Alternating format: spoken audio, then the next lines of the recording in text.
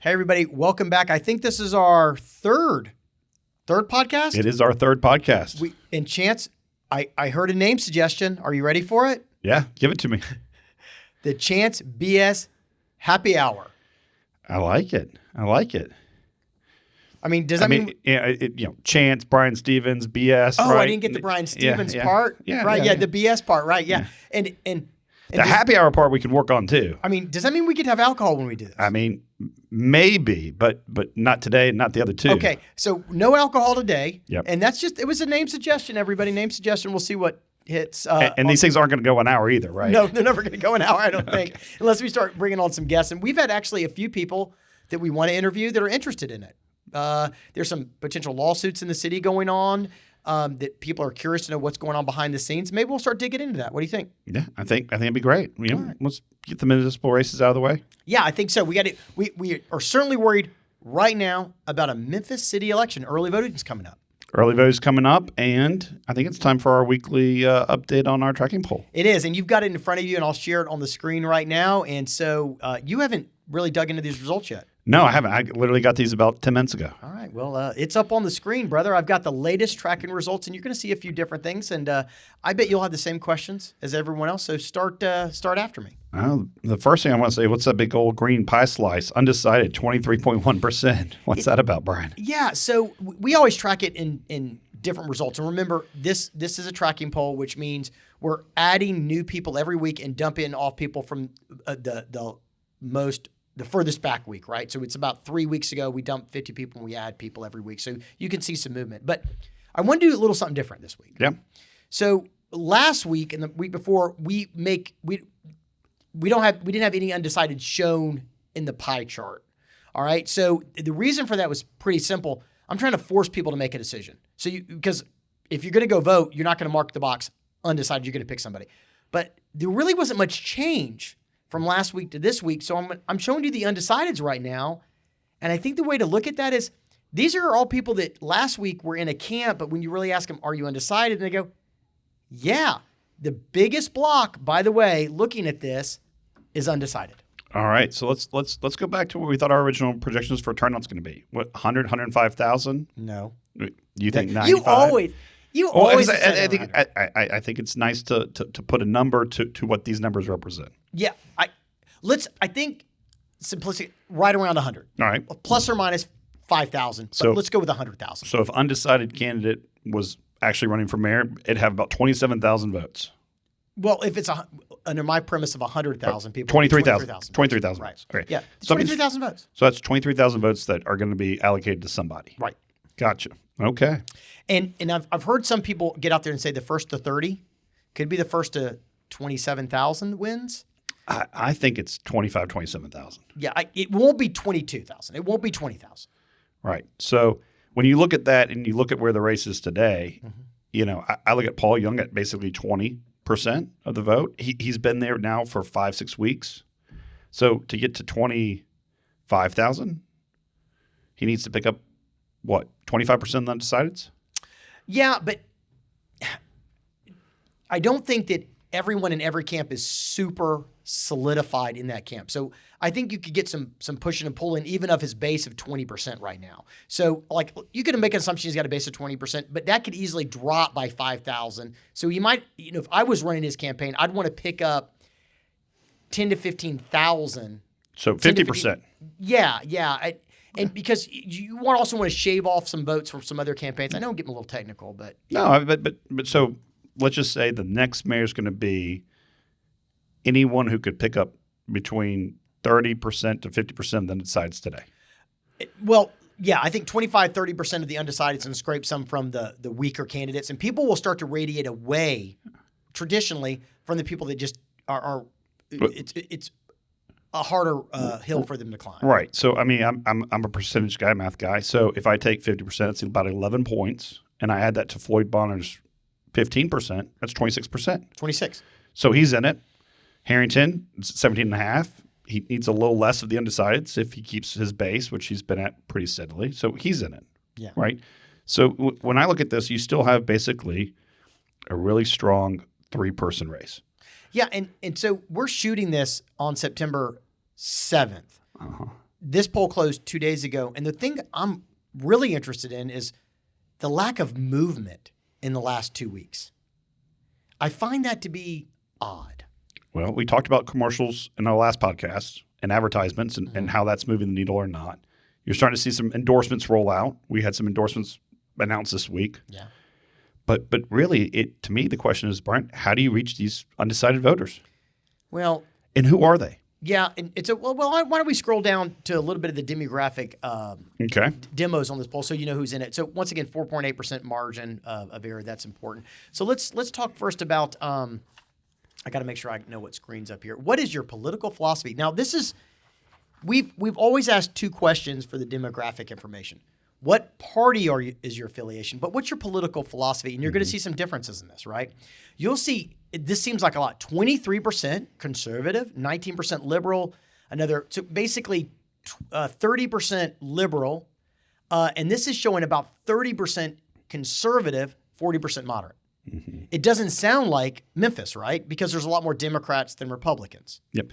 But, I think we've looked back at from the 2015 mayoral race through, there'll be about 17 to 20,000 people who identify as Republicans may vote out of 100. So about 20% is about the right number. Well, but when you look at political party affiliation, and this is the next chart, you'll see that it's a lot more accurate. 65% Democrat, 24% Independent, 11% Republican. Now, this is the same exact people, by the way. Right. So even though 65% say, I'm a Democrat, a lot of them still consider themselves conservatives. They just vote Democrat primarily. And there's a lot of black people that go to church that are conservative in nature on traditional values. African Americans and Hispanics are typically, this is a big generalization, of course, a lot more conservative about some issues than white people and Asians. Okay, so it kind of depends on the issue for sure. Right. But certainly, if you're a Baptist, white, black, brown, or pink, you're pretty conservative on certain issues, and so I think that it's pretty normal. And that's where I was doing. When you overlay Memphis having more churches than anything, right? It makes sense that more people would identify conservative than, like, let's say, national political parties would have you believe someone who's a Democrat in Memphis doesn't mean that they are, on the farthest left of that party. Yeah, absolutely not. And so the rest of the demographic is there's about 60% African American on this poll, 1% Asian, 1%, 2% Hispanic, 37% white or Caucasian, and then we have some age ranges. This is what blows my mind. Okay, I just had my 40th birthday this year. Oh, man, so river. I'm on the older end of the millennial generation, and I'm like, oh my gosh, where are my people? They do not vote. I mean, look at this chart. For the last 4 or 5 mayoral races, over 55 is nearly 76, 77%. Mm-hmm. That means under 55 is only about 23,000 people. That blows me away. Well, there's an old rule in politics, and I actually am kind of a mega nerd about this stuff, and it's been true since the Romans. Okay, since voting rights were allowed in any civilization, any group, any racial demographic, any type of religion, this rule almost follows. If you're in your 20s, you're about 20% likely to vote. If you're in your 30s, you're about 30% likely to vote. 40s, 40%, 50s, 50%, 60s, 60%. And this is why you know that campaigns that target older people are doing it smart. Because if you're in your 60s or 70s, you're 60 to 70% likely to vote. And as people get older, they're just more likely to vote, more likely to, be at home, be present, not have to worry about paying their house mortgage, so they can start to worry about their government more. I think that's the same percentage of people that pay taxes. Good grief. Is it?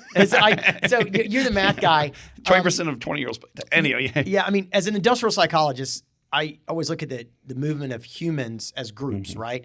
And this adage has been around a long time. So yeah, so you talked about how they're going to get their message out. Well, I just real quick before you do that. So it means, like, if we're looking for 23 to 25,000 undecided voters, 70% of those are going to be probably over 55. Absolutely. Right? Absolutely. And so my question is, okay, as the campaigns get into the final throes, how are you reaching the over 55, primarily black voter? I mean, that's who's undecided. And so, it's a shame that somebody asked me, one time, how's the campaign going to talk to black voters? I don't know why we're so obsessed with that in Memphis. Okay, it's likely voters are likely voters. A voters, people that vote 100% of the time, are A voters.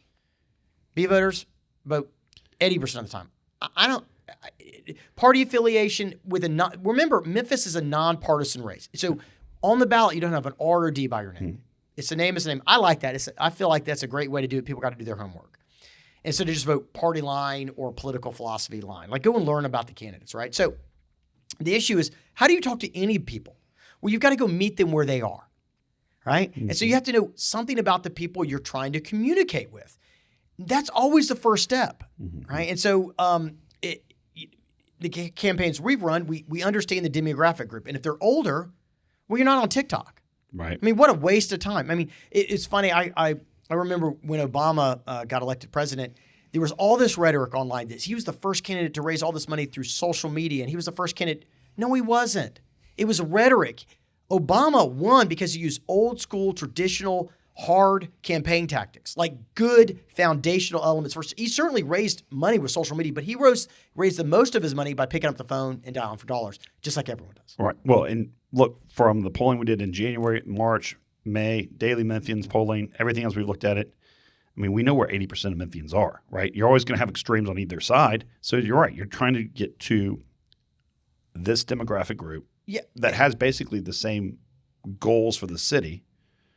And you're looking at like, okay, the best form will be what? So you always start with the most cost-efficient way to reach the voters, right? I know I don't want to go too far down the rabbit hole unless people comment that they really want to know how to win a campaign. I'm down for getting into that. But TV is still a good purchase. It's cheaper than it used to be. People still watch the news. They watch live TV. Focus on that, right? Boom, boom, boom, boom, boom. Radio, it's people. Nobody listens to radio. Some people listen to radio, and the cost for radio spots has gone down. So those are good air campaigns. So you're hitting everybody, get them a little taste, and you just got to be repetitive, and we can get into that later. Mail. It's a funny thing about mail. No one used to use mail. Then everyone used mail in the 80s. And then then mail was so, you go to your post office box and have a stack of mail this big. So mail wasn't good anymore.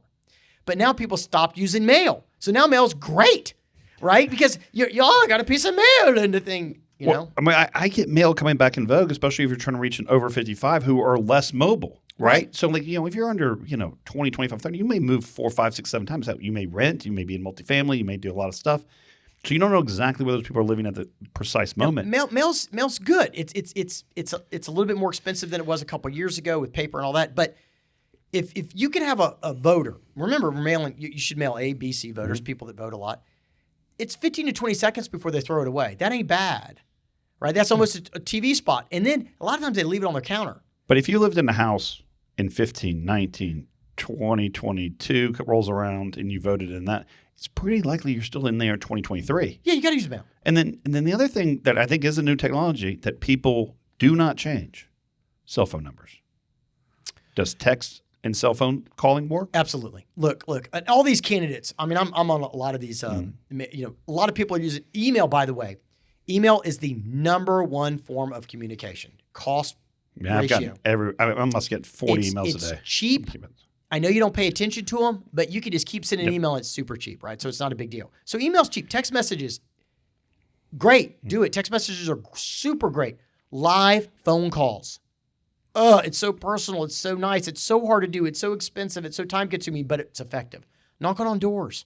Actually looking at a voter in their eye and asking for their vote. A+. And so I'm asking all these questions because what we're really now down to is 25,000 people. Maybe a couple are less solidified. Let's call it 4 points within the campaigns. So you've got about 30,000 people out of 100 that's going to go to the polls in literally the next 2.5, 3 weeks.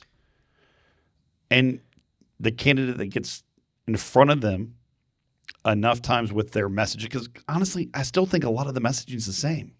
So I wonder if it's really going to be the messaging or just the exposure that drive someone across the line. And maybe next week we kind of get into seeing if there's any unique message points. Like we talked before, Van Turner certainly he's out there on clearly the liberal, ultra liberal side. So if that's your candidate, you got a dog in the race. You got to pick, right?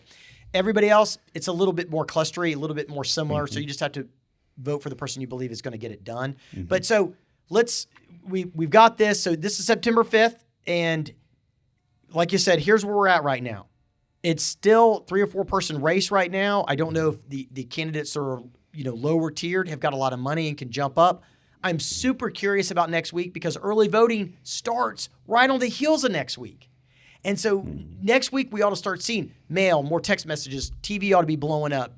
Expect your door to be knocked on if you get it. So it'll be an exciting time. It'll be an exciting time. I look forward to it. And this will also help us look a little bit more into maybe some of the city council races coming up. All right, well, we're going to get into it. So we've got our tracking poll done this week. And thanks. If you like the happy hour name, the BS name, the Chance's BS show, the Chance's BS show, that's pretty okay. Or that could be fun. Something like that. Something like that. I think it's fun. All right. Hey, thanks for watching. Keep it up. And remember, get involved. Go vote. Tell your friends. Pick a candidate. Out.